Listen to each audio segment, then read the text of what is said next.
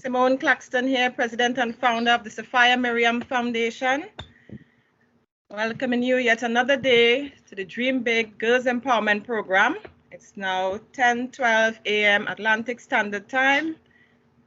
And I'm talking to you from the beautiful Twin Island Republic of Trinidad and Tobago. Welcome, my CARICOM sisters and brother, Ricardo. It's wonderful to be here.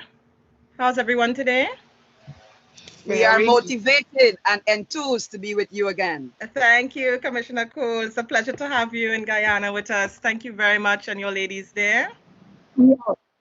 Good morning, everyone. Hi, Marilyn. Is that Marilyn? Everything is good here. Blessed. Nice. Perfect. How are my ladies in Dominica going? Good morning to everyone. Good morning. My ladies in Suriname, how are you going? Hi, Dorothea. Hi, Dorothea. Hi. Wonderful. Hi. Hello. Hi. So it's another wonderful day. Glad to be with you. Today we have two topics. One is climate change, and the other topic is puberty, hygiene, and sexual education, which we'll do after. That one will be around approximately 11 o'clock. Grenada. Good morning. Good morning. Is that Grenada in the house? Yes, it is. Wonderful. Lovely to have you all with us today. Beautiful. So we're going to play a short video clip. Does anybody know what climate change is about? No, I don't know what that is. Maybe because it's in English, I don't know. Okay. Anybody knows what climate change is? So the weather changes day to day. Okay, sometimes it rains, on other days it's hot. And climate is the pattern of the weather condition over a long period of time, over a large area, right? And climate can be affected by the Earth's atmosphere. So we're going to look at this quick video and then we'll get a better idea as to what climate change is about. Somebody says it has to do with changing the weather. Okay, so it's the climate patterns over a period of time, right? So let's have a look at this video and you'll soon find out what climate change is about. Wonderful. So do we have a better idea as to what climate change is about and why climate change is important? Right, guys, so let's have a discussion. What's climate change about? Why is it important? In the video, it said climate change affects our weather, it affects our food, it affects our health, right? That's why it's important. Because if it's affecting your food, it's affecting agriculture, it's affecting crops, whether it's easy or difficult to grow crops. It's affecting the water systems.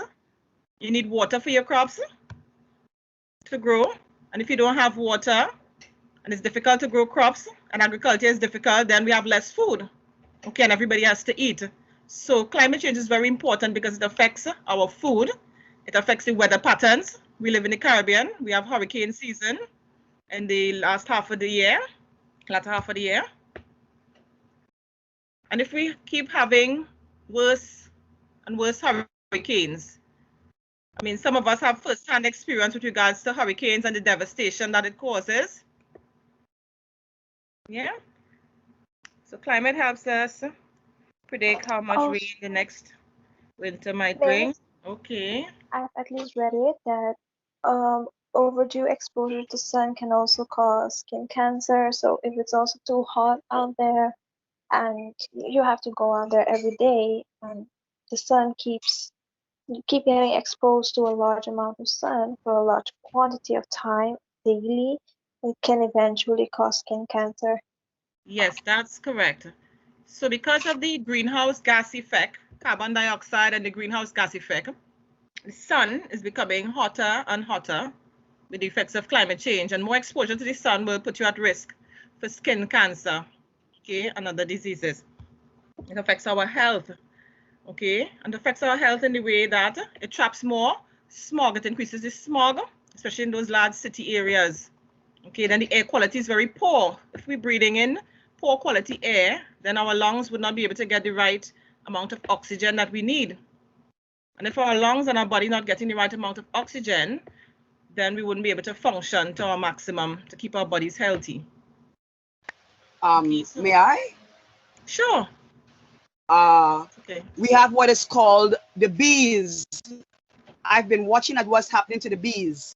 And most recently on International Bee Day, I think we had an actress trying to show you the importance of bees to our climate. Yes. The bee population, because of climate change, is some of the bees have disappeared altogether. And if we understudy the importance of bees to our food and how they are able to pollinate, I think we should be concerned and be more aware of what is happening, even with those natural insects, the insects that help us to get food. And here in Guyana right now, May, June is our rainy season. And we have a level of water rise. We have 10 regions, and 9 out of the 10 regions have various communities on the water. We have a crisis right now here. We have the Civil Defense Commission here. People crops are flooded out. Their homes, an area called Kokwani in Region 10. You have to see the level of water, and people are saying that they've never seen that water before. And Guyana is under sea level, 6 feet below sea level. So more so, we have to take every precaution. And most recently, we had a foreign company that was allowed to grade down our mangroves. That is a natural protection to our sea. That's an environmental crime that I think that the government has really allowed a foreigner to do that to us, to grade down our mangroves, and then to tell us that they will put back what? Concrete sea defense. Nothing is more important than your natural sea defenses, and mangrove forests are known to be that. I thank you. Thank you very, very much, Commissioner Cole, for those comments. You are so right. One of the main things you mentioned there, the bees. And it is said that without that tiny insect, the bee, without the bee, we would have no life on the planet, because the bees are so important in pollinating, right? We need the bees and those tiny insects for pollination. And without pollination, we would not be able to have the flowers turning into food, right? Fruits and vegetables. So we would not have food. So as you rightfully said, the population of bees are dwindling because of the effects of climate change, because the atmosphere that they're accustomed operating in is changing. And therefore, they haven't been able to adapt to it. And therefore, the population will dwindle. And hence, we'll have the consequences of agriculture, you know, food production, difficulties in food production. And also the mangrove. The mangrove is a very, very natural defense, as you said, for the atmosphere, for sea defense. It's very instrumental. I mean, removing the mangrove is really is a crime, because we really need our forests, our mangroves now to help us with carbon emissions, you know, to reduce the carbon emissions. So thank you very, very much. Does anybody else want to contribute to the topic of climate change and its impacts on us and on our health, on the weather? For example, the weather conditions in Guyana, at the moment, the weather conditions will continue to get worse once climate change continues in the way that it's going at the moment, especially for small island developing states, because normally the landmass is so small. If the sea level rises, which is what is taking place with the climate change, your sea level is rising, then your land will eventually get swallowed up with the rise in sea level. And as indicated by Commissioner Cole, Guyana is already under sea level, so therefore hence the reason why they're having those problems at the moment. Simone, I would like to say something about yes, Italia. Italia here. What I want to say is our actions that cause climate change. Let us get that straight. The human activity, that the things that we do, the way we treat our environment has now come back to bite us. So we now are trying to change what we do in order for us to bring things back the way they were. And we always think that we know better how to treat our environment better, but the environment takes care of itself. But when we go and we tamper with it, like Commissioner Cole talked about, removing the mangrove, this is an entire ecosystem. And I think one of the things is that is because we do not understand ecosystems. When you remove stuff from the ecosystem, something else, because it's going to happen, because if there's a lot of bees and there's a lot of this, is because there are other things to eat. So it's a big food chain that you're taking off.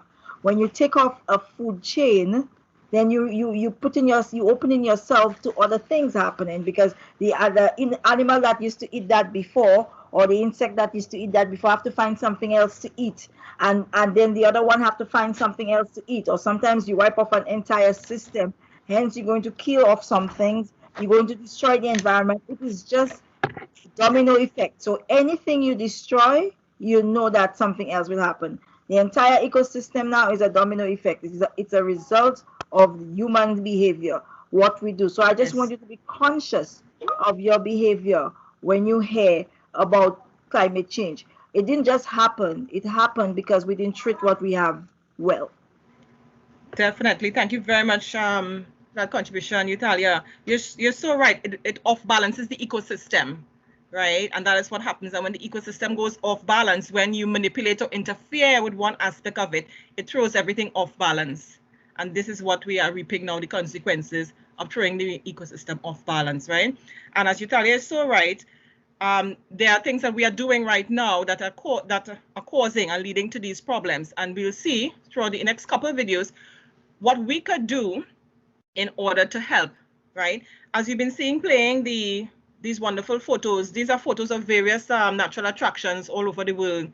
And we want them to continue to exist. We want them to be there in another how many years to come. We want to be able to visit them. We want our children and our children's children to be able to visit them. So if we don't do things to mitigate the effects of climate change, we would not have some of these wonderful attractions that we're seeing on the screen right now. Okay, so we're going to move into the second video.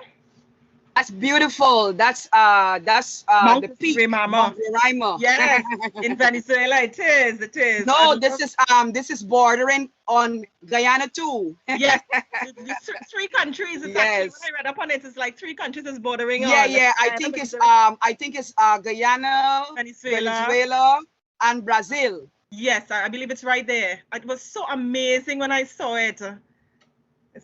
That's this plateau, you know, it's really amazing.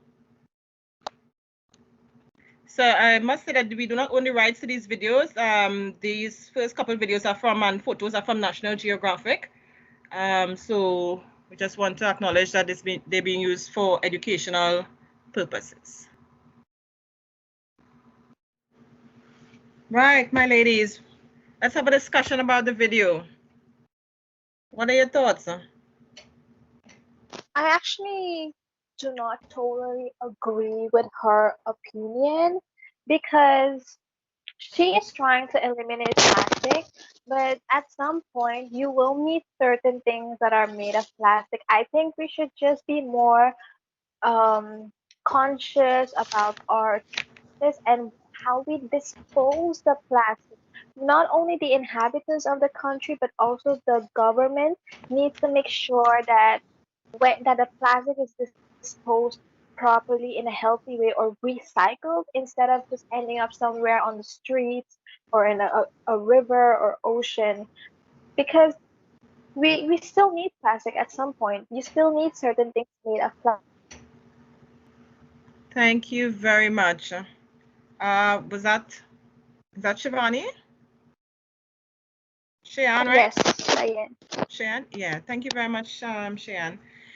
Great point there. We will need to use plastic at some point in time, but the idea is to minimize, is to reduce the use of plastic. So once there are alternatives, and what this video showed us is that these are the dangers of plastic.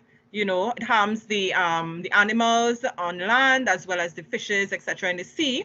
And these are some of the alternatives. So instead of using balloons at your party, you can use paper decorations, right? Instead of all the plastic wrappers on your lolly, you can make your own lollies, okay?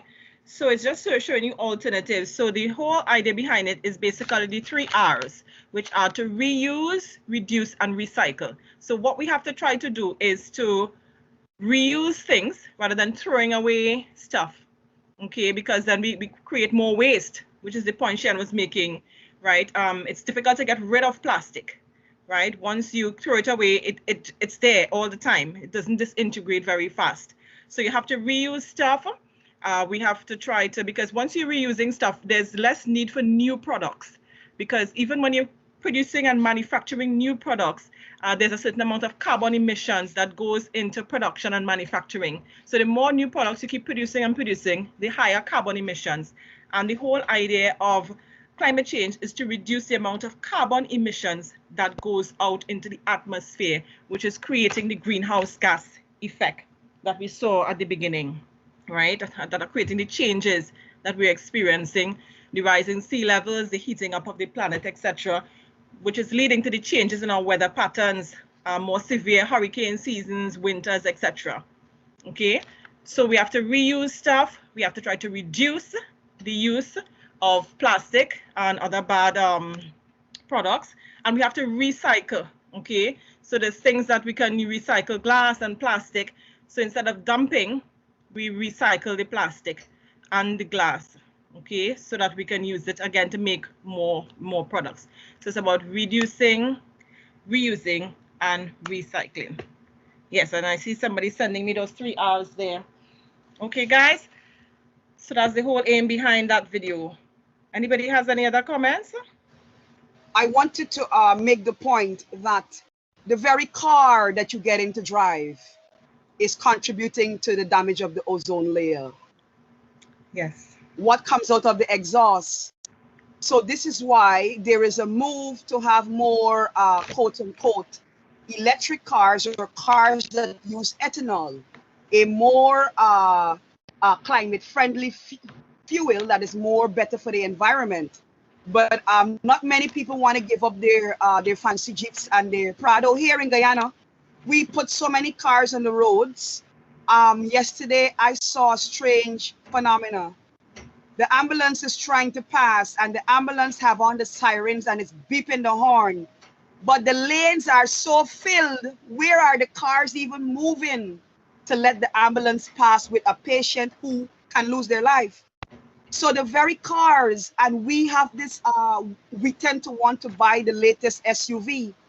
But right now we have to think about whether our own vehicle that we drive is contributing to the spread, and that is what is happening. Yes, I've seen more countries move towards having bicycle lanes and encouraging people to use what we call electric scooters or vehicles that are more climate friendly. So even in reducing, are we prepared to reduce our use of fossil fuels that that is within our cars and our SUVs? Many people wouldn't want to ditch their fancy rides. I thank you. Yes, Commissioner, thank you. That is so true. Anybody else wants to make another point? I have another point to make. Something Yes, very, very important. I don't see people talking about it, so I think it is necessary to talk about the same body sprays that we use. And I'm not talking about body splash or mist or something. Not those. I mean body sprays like the ones you use for your armpits, like Rexona or Dove. All these things, they are stored in a certain can, right? Air fresheners. They don't necessarily have to protect. I mean, have to damage our ozone layer, but the way we discard is very important. If you discard, if you just throw it somewhere or you burn the cans, it releases the elements that the can is made out of. If it is discarded in a wrong way, it can release toxic gases which destroy our ozone layer.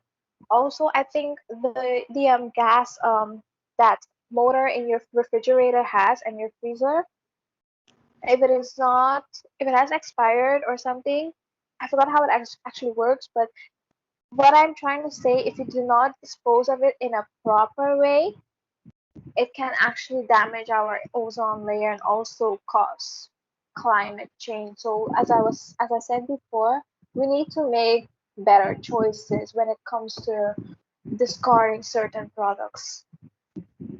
because that really matters more than we can actually imagine. Yes.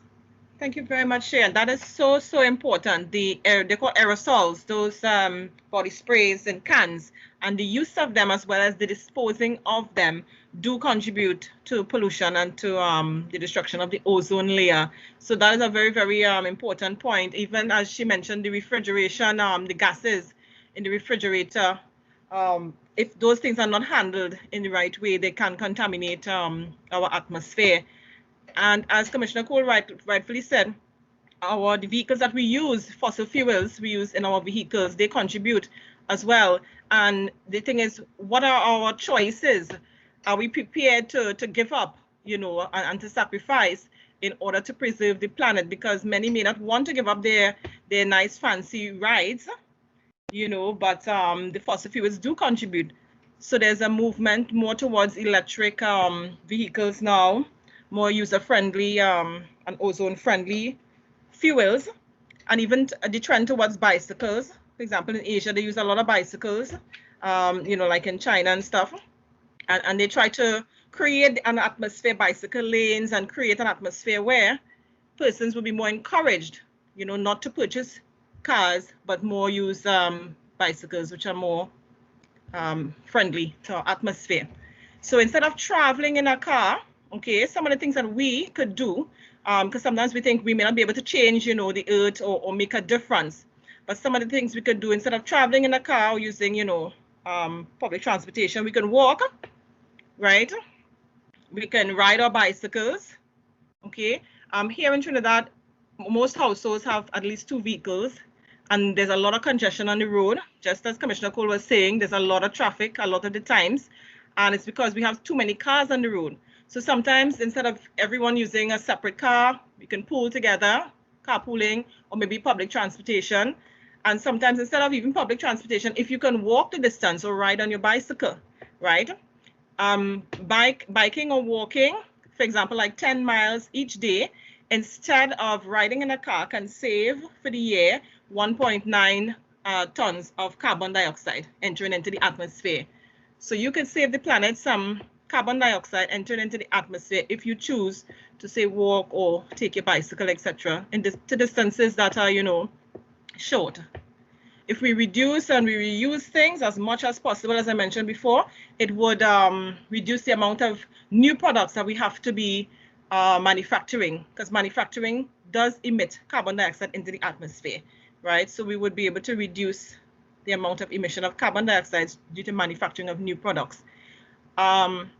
Electronics use a lot of energy, so what we can do is turn them off, or we can unplug them as well, right? We will also save on our electric bills if we unplug our appliances while we're not using them.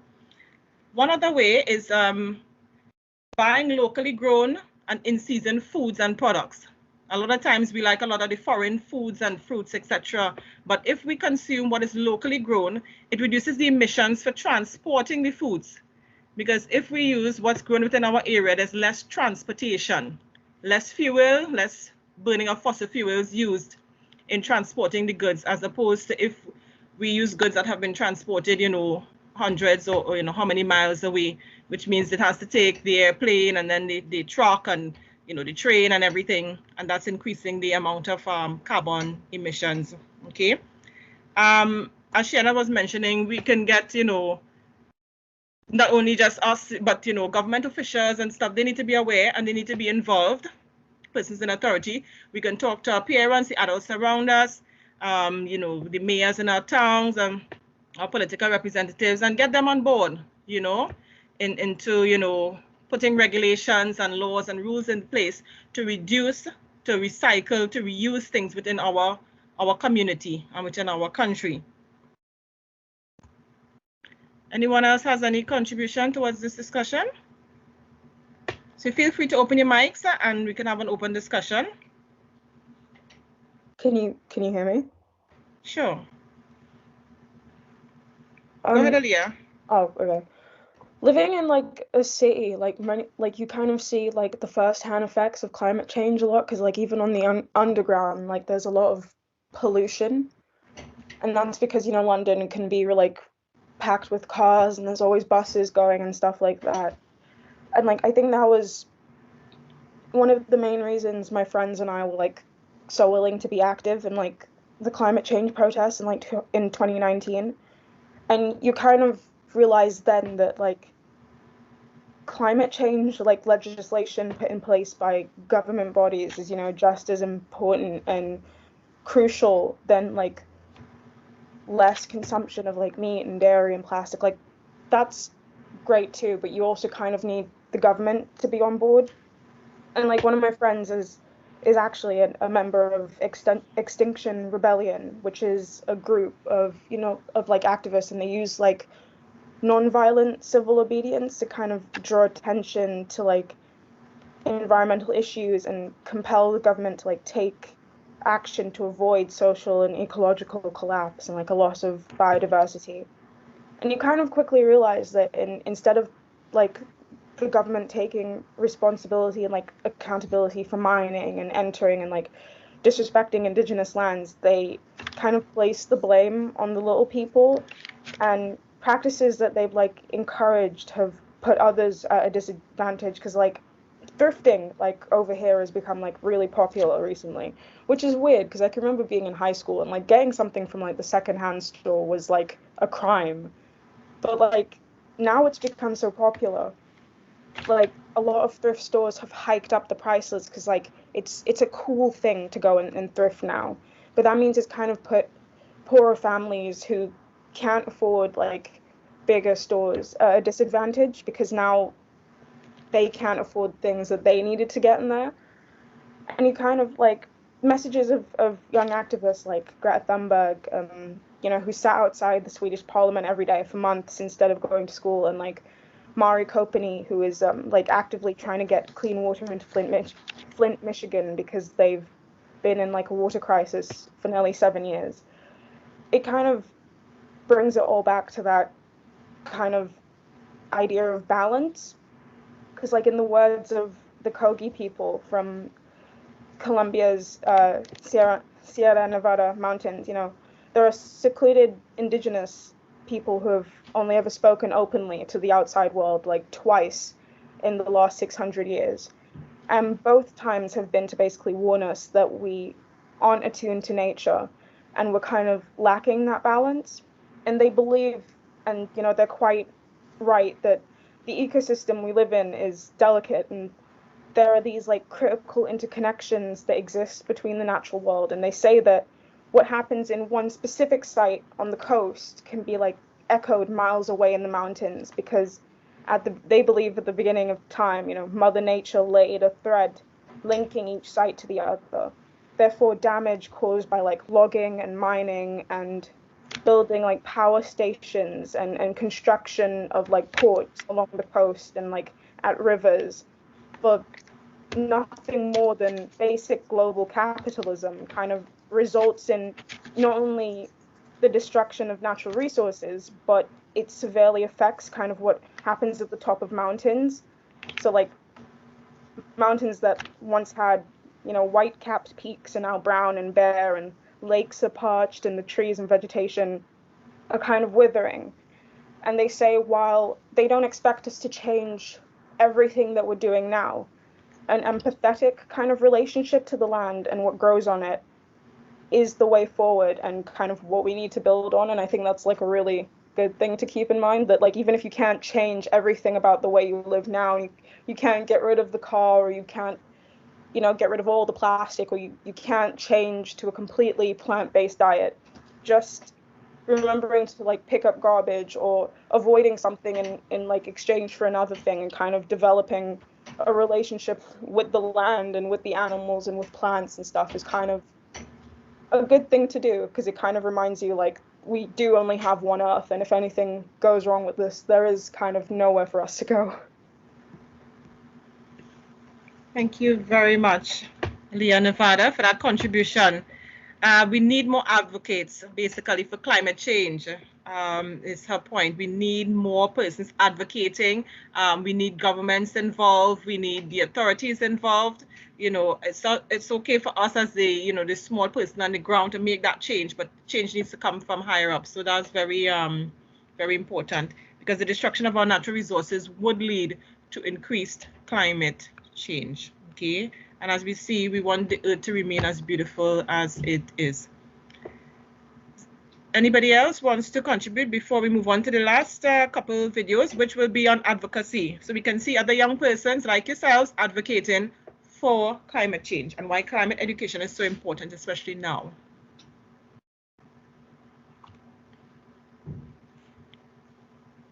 Okay, so we're going to play the last couple videos on climate education and advocacy. Videos were from Climate Changer's site. They're for educational purposes, as we do not own the rights to those videos. So ladies, climate change and how we can be part of it, how we can make a difference, how we can help to keep our planet as beautiful as it is.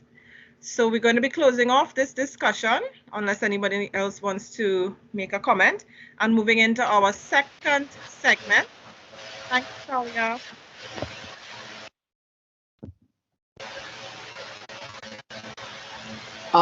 May I? Yeah, sure, Commissioner, go ahead. I just wanted to make a final point, which is important. Coral reefs, and it's here in the Caribbean. Climate change is actually damaging the coral reefs. And if we study what the coral reefs are, they're very important to the ocean.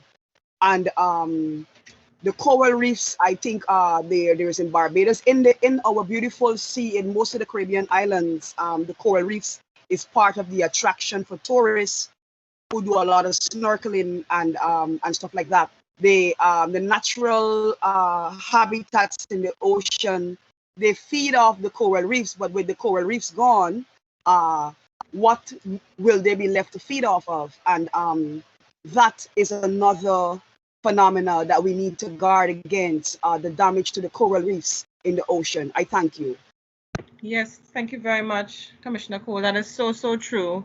A lot of the islands have corals and they are really in danger due to climate change. So ladies, we see where we can make a difference, where we can save our planet and preserve the beautiful islands and territories that we live in. Right, so we're going to be moving over to a very special and sensitive topic, a very welcome topic, puberty, hygiene, and sexual education. I'm going to touch on that a little bit. We have with us a very special guest all the way from Canada, and she's Miss Kayla. She will be with us today. She's already joined the room. I'm sure some of us might be able to see her. So she is a sexual education and sexual health specialist, and she will be with us. So we're going to have an open session. We're not going to go into breakout rooms. After she delivers her topic, we'll have like an open discussion. At the point in time of the open discussion, we will not be recording, and that will give you an opportunity to openly ask all your questions. Don't be afraid. It's a relaxed forum where we can share and we can ask questions, you know, any concerns. It will just be females alone. We would not have Mr. Ricardo Mitchell with us at that point in time, ladies, and it will not be recorded. So you'll be free to ask, you know, any questions, you know, and be open as you like, right? So we're going to be moving into our puberty, hygiene, and sexual education segment with Miss Kayla in Canada.